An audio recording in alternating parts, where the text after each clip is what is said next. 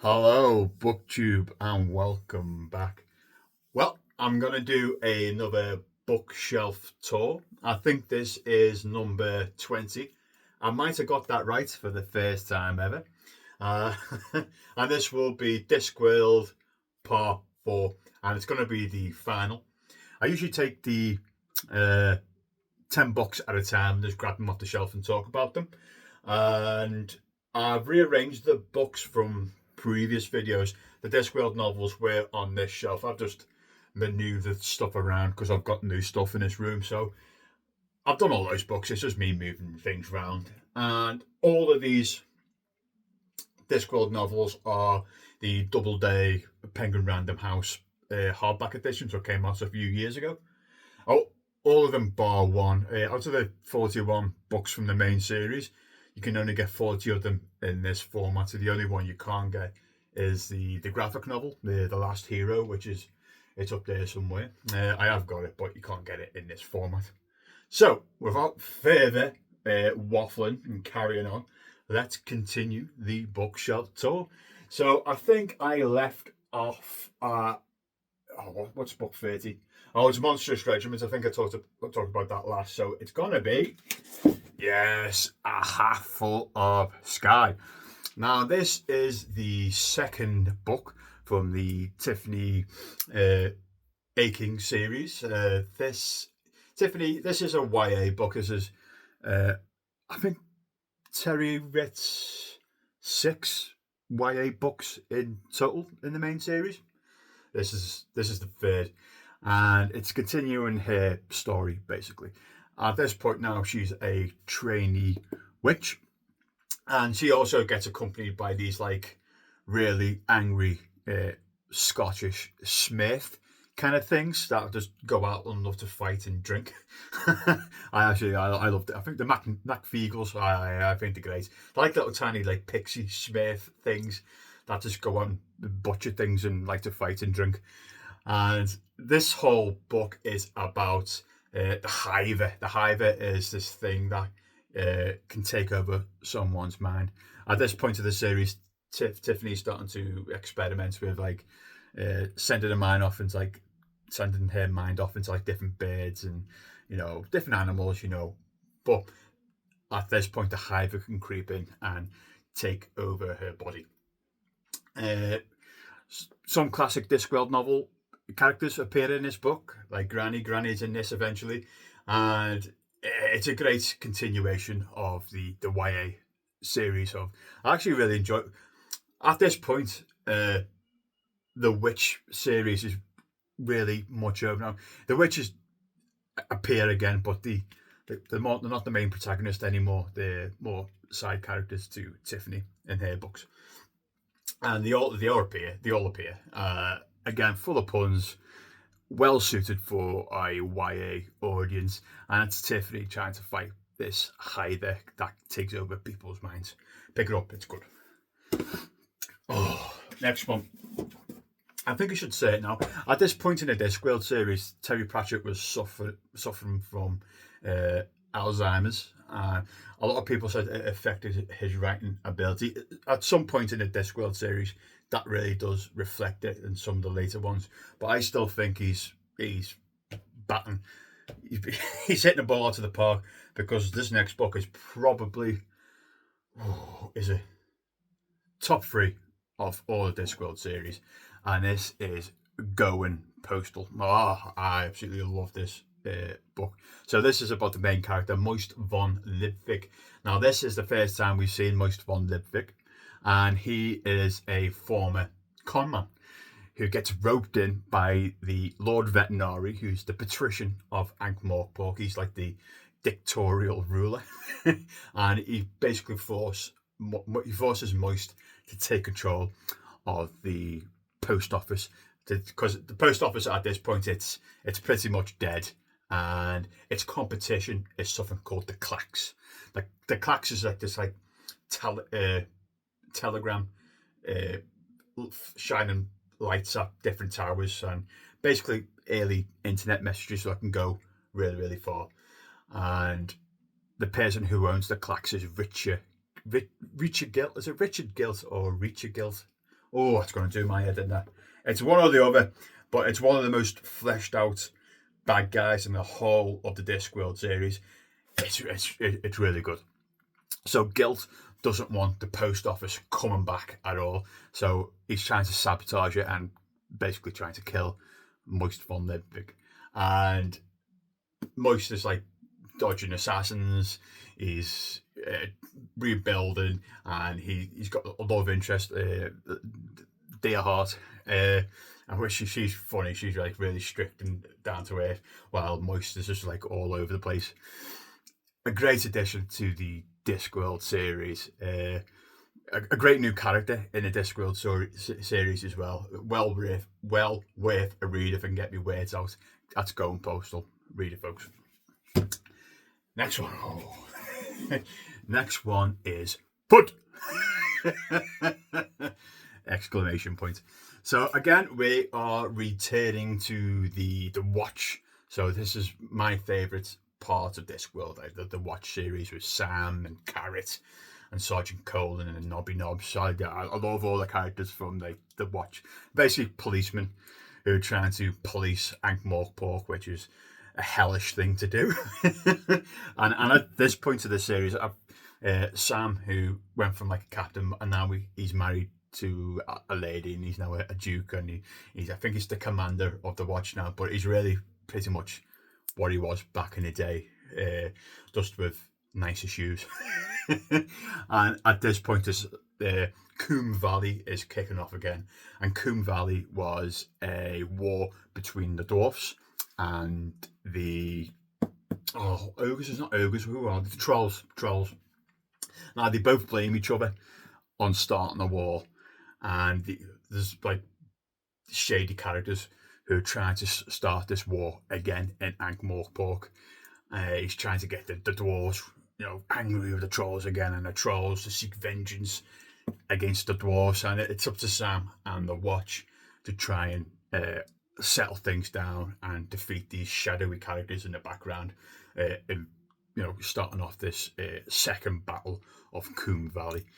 Great addition to the Discworld series. I love all the Watch series. Pick it up. I do like foot. Oh, next one. This is Wintersmith. Oh, there's a bit of glare there. Here we go. I'm going to have to... Here we go. I love all these additions. I think they really look nice. This is the third book in the Tiffany Aiken series. And this is when the Winter... Is his name Wintersmith? I can't even remember, He's like the frozen spirit who's control of the winter, and he falls in love with Tiffany, and he sees it dancing in like this, I think it's like a Morris dance, of winter going into spring and everybody's celebrating, and he sees it dancing and he falls in love, and he basically stays in there. So the is it Lancre where they are? It's either Lanka or Lancer, the like little area where they are, and it stays forever in winter because he's just fallen head and heels in love with her. And it's up now to Tiffany to, push him back, and with the help, of course, with the McVeagles, the drunk Scottish Smurfs, to make sure spring does come back round again, and the Wintersmith goes back into his box, basically, and it's all with a background of her also trying to learn to be a witch. Again, good YA book. Next one. Now this it's not as good as Going Postal, but this is making money. So this is the second of the Moist von Lidwig series. And it is about a collapsing bank, and the chairwoman who ran the bank has died, and she's left the majority of her shares to her pet dog. So the patrician's like the ruler of Ankh-Morpork's like, Moist, you've done exceptionally well at the post office. Everything's fine and dandy-o. You're getting bored. So how about going into the Bank of Ankh-Morpork and settling things because a lot of dodgy things are going on. This is basically a satire of the whole banking system that we have in the West. It's the incompetence, the actual sheer greed, what goes on, and then the dark side of it. There's people who try to off Moist and off the dog who is the chair. The chair, what would you say? Chair dog? The chair canine who's control of the bank. And it's all about Moist, again, avoiding all that, all the assassins, what's going on, and loads of different parties in Ankh-Morpork starting to get involved and putting money back into the bank, like the Unseen University, the Wizards. Now they've got a foot in the door. So it's all about Moist Van Lippic trying to, because a load of money's gone missing as well, and that's one of the main plot points of him trying to, there's no money. And it's all about him calming things down and reining in the banking system. Loved it. Absolutely loved the Moist Van Lippic series. And the second one's a belter. Next one. Oh, here we go. Now, as I said, the Discworld novels slightly go on it. Mind you, the last 5 books here, I think 2 are good ones. Oh, okay. That's just out of all of them, right? Obviously, I love Discworld, and I also love football. Unseen Academicals.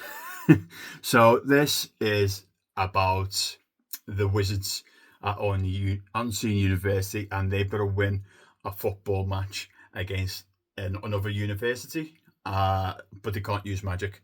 And the leader of the other university is the Bursar, who used to work at the Unseen University, and he was absolutely he was mistreated.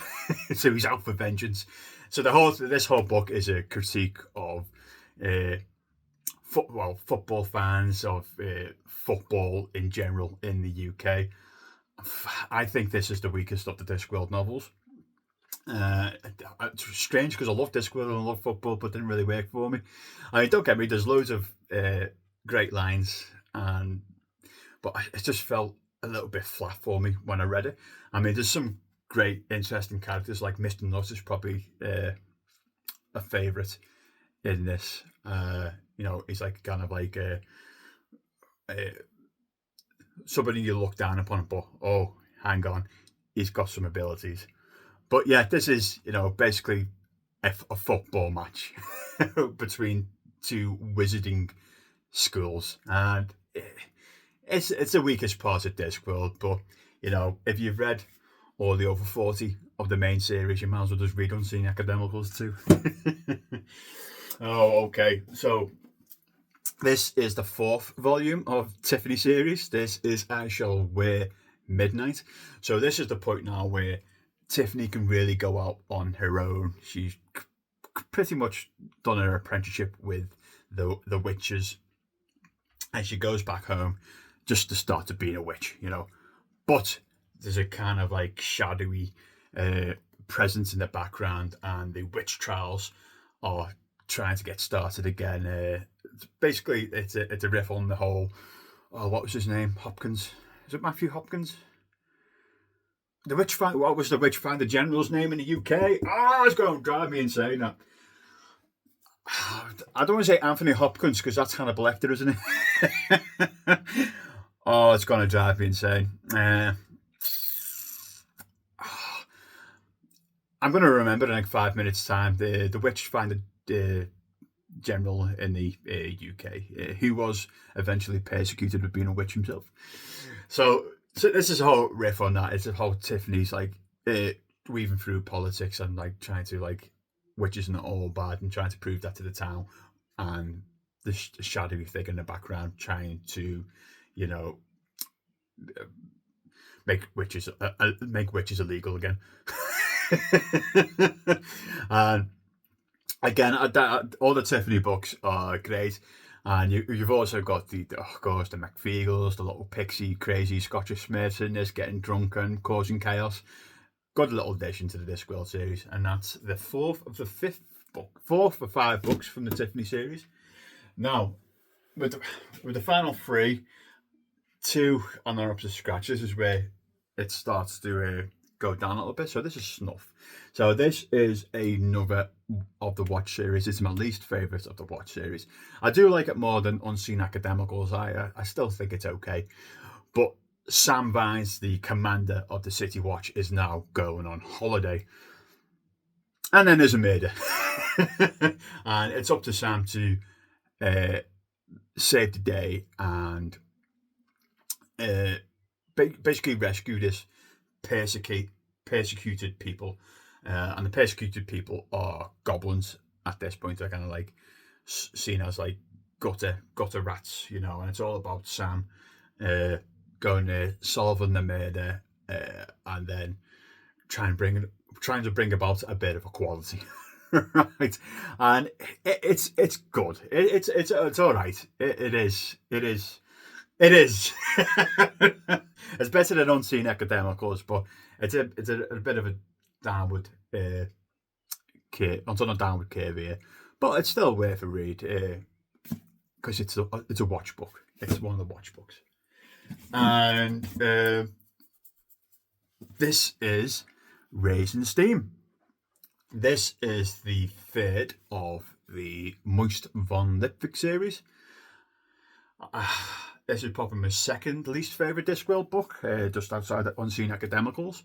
This is a new craze in Ankh-Morpork now, because as from the last book, the goblins have now got like citizen rights, and you know, and they start building trains basically, and it's up to Moist von Lipvik, he's sorted out the postal office, he's sorted out the banks, and now he's trying to get the train systems up and running.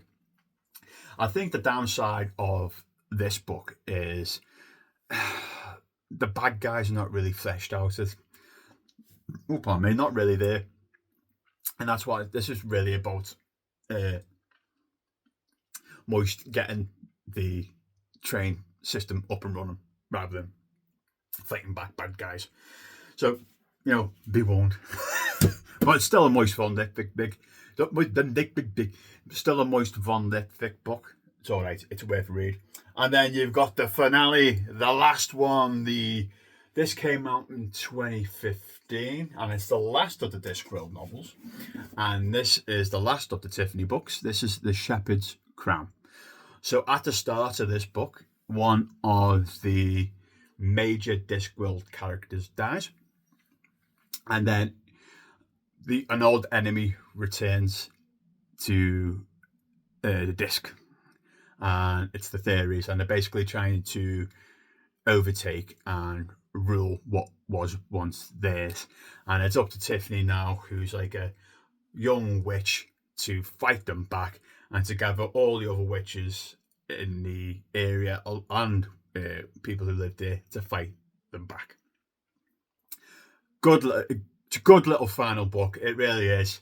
It's on the par with the rest of the Tiffany books. It's a great little YA read. It's a good little book. You should pick it up. Again, it's full of those Terry Pratchett snappy one-liners, and it's got the drunk Smurfs in it. Great read.